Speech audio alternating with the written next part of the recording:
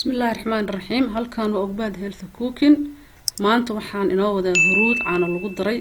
oo maxaan ku rahaa faa'iidooyinkeeda labada faa'iido maanta aan rabno waxa weeyaan waa dadka ulcerka iyo gaaska qaba iyo dadka lafa xanuunka qaba subxaanallah iyadoo wax badan daweysa laakiin intaas u daleenaa maanta intaas baa ugu daran halka bakeeri baa inoo yaala waxaas aan soo tumay waa huruud qoyan weeye haddaad mid qalan haysatidna oo budo ah oo nadiifana ku darso haddii alla idmo haddii aad haysatid mid qoyanna tumo halka qaadaan ka rabnaa darmuuskaas caana aan soo karkariyay oo caana geel ah oo aad u karkarsan baan ku soo shubay haddaad ku dhex karkarsid iyadana dhib ma leh anaga hadda sidaana u samaystay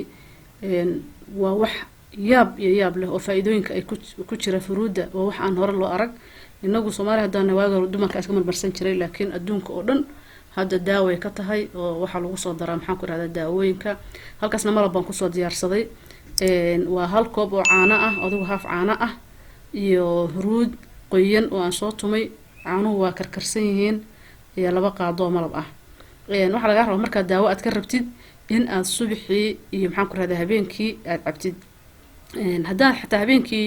aad ka dhigato cunada u dambeysana waa caadi haddaad buurantaho kale cashadaada ka dhiga intaas hadda inta cashadaada ka dhigatid waa wax muhiim ah weeye iska miir haddaad rabtid haddii kalena iska gurgur ama hadda waa iska gurguraya haddii ilaha idmo sidaas baad ku cabaysaa faa'iidooyinka ay leedahay lama soo koobi karo huruuda bal wax yar baan ka taabanayaa maanta waxaan u dan leenahay dadka lugaha laga hayo lugama lagaa hayaa ma dhaqaaqi la-dahay lafihii ma ku xanuunayaan kala goosyada ma ka dhaqaaqi la-dahay huruudaas caana ku darso ulcer iyo gaas iyo maxaan ku rahdaaya iyo calool dibir iyo maxaan ku rahdaa waxaas ma isku aragtay huruudaas joogtayso oo cab wax yar oo qorfaana ku darso aan hadda maanta qorfaa kuma darin haddaa wax yar oo qorfaa ku darsatid waxay ku hagaajinaysaa dhadhanka iyo wax fara badan oo kamid sida haddaad hilib iska ridid sidoo kale aad bay ku anfacaysaa marka faa'iidooyinka kale oo ay tarto baa waxay tahay wax yaab leh adigu haddaa horta maalinba cudur isaga dawee wax yar haddaan ka fiirino cudurrada lagu daweeyo waxaa ka mid ah waastaa hadda idin sheegayay heerta bank waxa la yiraahdo ama dadka kan cunada sa ugu soo rogmato ama laabjeexa tirada badan leh laabjeexa iyo gaaska waa kala labo waxa jira laabjeex dadka cunada ku soo rogmato ama qofku markuu wax dhadhamiyo laabjeex ah ay dhaho iyo wax la yiraahdo ulcer marka waa markii dhuuntan dheer iyo caloosha meesha isaga xirmaan ay nabro yeelato boogo caloosha laftirkeeda booga yeelato mindhicirada yaryar booga yeeshaan iyo mindhicirka waaweyn baba ulcer la yiraahdaa gaaskaas waa midka ugu xun huruudu daawo way ka tahay aad iyo aad bay daawo uga tahay mindhicirada oo dhan shubanka dadka qaba xataa shubanka waa isaga maxaan ku rahdaa waa lagu joojin karaa gaaska mindhicirada qaba iyo dadka gaas mindhicirada uga dhacay baa jira iyo dad caloosha gaas uga dhacay iyo dad qaybtan sare gaas uga dhacay all gaas waa u fiican tahay dibirada dad kale waa u fiican tahay hadda idin sheegay dadka abateed la-aanta ah oo raba inay abateed isu sameeyaan way u fiican tahay dadka cagaarshowga qaba ama jaundice wax la yiraahdo jaundice iyo cagaarshow ama beer xanuun saa'ida ma ahan laakiin waa cagaarshowga beerka ka bilowda oo fiican tahay problemada beerka ku dhaca oo dhan way kaliin garaysaa wayna dhaqdaa waxay ka dhaqdaa sunta iyo subagay ka dhaqdaa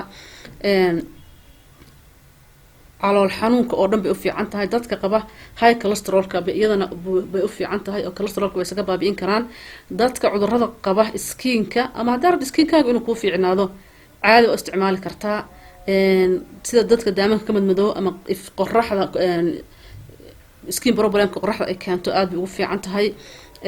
waxaa kaloo ka mid waxyaalo yaab loo tiro badan loo isticmaalo haddii madaxa lagaa hayo kala biyo qandac aad ku darsanaysaa haddii bronchitis aad qabtid ama ilmuhu kaa qabaan ama hargab uu qabo in yar baad maxaan ku rahdaa malab kula darsanaysaa iyo liin yar baad ilmaha ugu daraysaa haddii maxaan ku rahdaa cuncun ku qabo liin yar baad ku darsanaysaa korkaagaad marinaysaa haddii aad qalliimo iyo waxaas aad soo martay meeshii lagaa qalay iyo waad marin kartaa kansarka adduunka maanta ka batay waxaa la yiri way ka hortagaysaa waxaa kale ilowshaha la yiraahdaa ama dadka gargariirka ku dhaca ama cudurrada tan sida qofka markii qaar jeex ama dhinac dhan uu qofku uu qalalo oo kale baalidka oo kale waa u fiican tahay cudurro tiro badan bay maxaan ku rahdaa u fiican tahay sida sokorowga oo kale biyaha jirka kaga galaan dadka kan bulqsan oo jirkooda biyuhu galaan biyaha way ka saartaa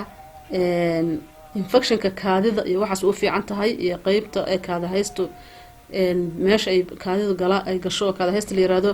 kaliyaha waa u fiican tahay problemada kaliyaha oo dhan bay u fiican tahay subxaan allah dad dhowr oo waxaa jira oo yiri lafaha la iga hayaa ama deeqay gaas xun baan qabnaa marka gaaskii markay ay isticmaaleen aad uga fiicnaadeen huruudda midda qoyan iyo midda qalalan midda haysatidba midda budada baad ku darsan kartaa oo nadiif waad ogtahay meesha lagu shiiday waxaas ama midda tan qoyan waad soo gadato iyadana nadiif oo inta diirtid baad maxaan ku raada baad ku waxaysan kartaa ugbad healthy cooking maalin kasta waxay soo ururinaysaa waxyaalaha bini'aadankeena iyo dadkeena anfacaya like iyo subscribe iyo share dadka noogu dirdira dadka markan dadka inta wax anfacda inta share garaysa way yartahay xumaantay dadku share garayaan laakiin waxyaalaha loo baahan yahay dadka inta share garaysa yar noogu dirdira walaalayaal familiadina noogu dira wataasa qaadadaas weyn baan ku shubayaa marka hadii ilaahay idmo iyo dhalada waxay igu jirta huruudda iyadana budo ah baa igu jirta oo aan ku darsado cunooyinka oo caruurta markay hargab ay noqoto aan huruudda iyo malabka iyo liinta iyo jabsan jibiil aan isugu daro daawooyinka waxaa ka fiican mar walba waxaa ka fiican daawooyinka waxyaalahaas organiga daawooyinka aad maqlaysid waa waxa ilaahay sameeyey oo dhirteena oo miraheenaba intay qaadaan bay kiimika ka dhigaan oo qurmiyaan oo waxyaala ku daraan huruudda iska soo diyaarsa gurigaaga iska dhigo ama dhalada ku shuba iyadoo budo ah ama iyadoo qoyan soo gado asalaamu calaykum waraxmatullahi wabarakaatu